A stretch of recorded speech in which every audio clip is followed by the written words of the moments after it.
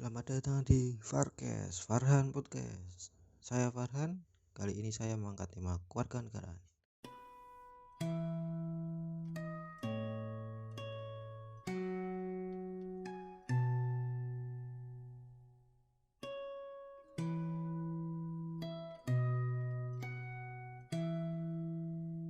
Untuk kali ini kita akan membicarakan salah satu topik yang masih berhubungan dengan kewarganegaraan, yaitu mengenai integrasi bangsa.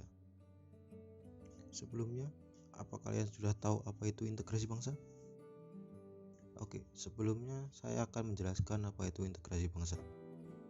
Integrasi bangsa itu merupakan suatu proses penyatuan dari berbagai macam kelompok sosial dan budaya ke dalam suatu kesatuan untuk membentuk suatu identitas nasional. Integrasi bangsa ini sangat penting untuk membuat satu kesatuan yang utuh. Kalian sadar atau tidak, sebenarnya kita sudah diajarkan dan ditanamkan mengenai integritas bangsa sejak dini, sejak kita duduk di bangku SD. Dan ini memiliki alasannya tersendiri. Takutnya jika integrasi bangsa atau sikap cinta tanah air ini ditanamkan ketika kita sudah dewasa, kita sudah mengenal berbagai hal, pemahaman dan pengetahuan yang mungkin bertentangan dengan nilai Pancasila. Selain itu, sebagai masyarakat yang lahir di negara ini, kita juga diwajibkan untuk mematuhi norma-norma yang berlaku. Norma-norma ini berlandaskan pada Pancasila, dan jika kita melanggarnya akan timbul berbagai masalah. Nah, salah satu masalah yang timbul yaitu disintegrasi yang merupakan kebalikan dari integrasi nasional ini sendiri. Jika integrasi ini adalah sebuah proses penyatuan, sedangkan disintegrasi ini sendiri adalah sebuah usaha pemecahan dalam suatu bangsa. Di negara kita ini juga bisa saja terjadi sebuah disintegrasi dan sebenarnya pernah terjadi juga di masa lalu. Ya, di masa-masa setelah Indonesia merdeka, sempat terjadi disintegrasi yang dilakukan oleh oknum dari dalam negeri. Ya, tepat sekali, sebuah disintegrasi yang dilakukan oleh PKI dan beberapa organisasi yang ingin mengubah dasar negara dan ideologi negara. Selain itu, beberapa waktu yang lalu juga terjadi sebuah disintegrasi yang berupa separatisme dari KNPB dan Papua.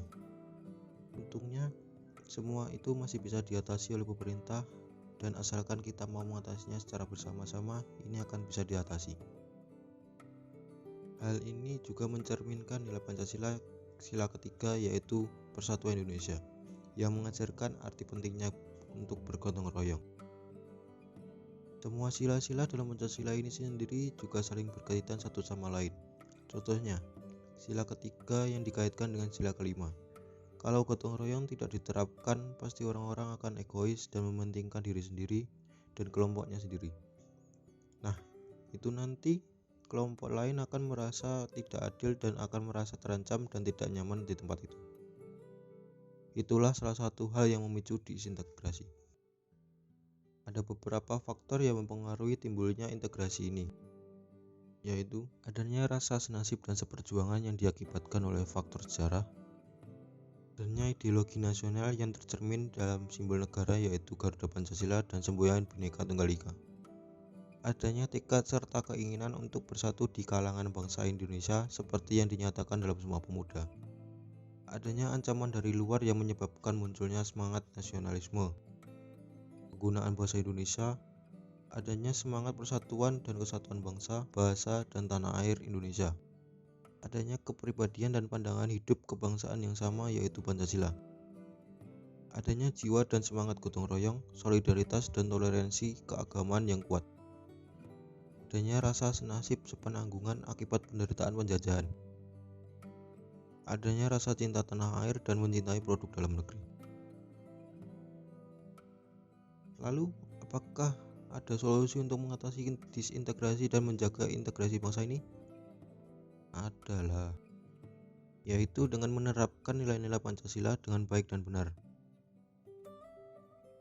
Pemerintah juga sangat berperan penting dalam integrasi ini. Pemerintah juga sebaiknya bisa mengedukasi dan memberikan pemahaman lebih kepada masyarakat mengenai pentingnya integrasi bangsa ini. Kita sudah membahas beberapa hal tentang integrasi bangsa kali ini. Marilah kita sadar akan pentingnya integrasi bangsa ini. Terima kasih untuk kalian yang sudah mendengarkan podcast ini. Sampai bertemu di Varkes selanjutnya.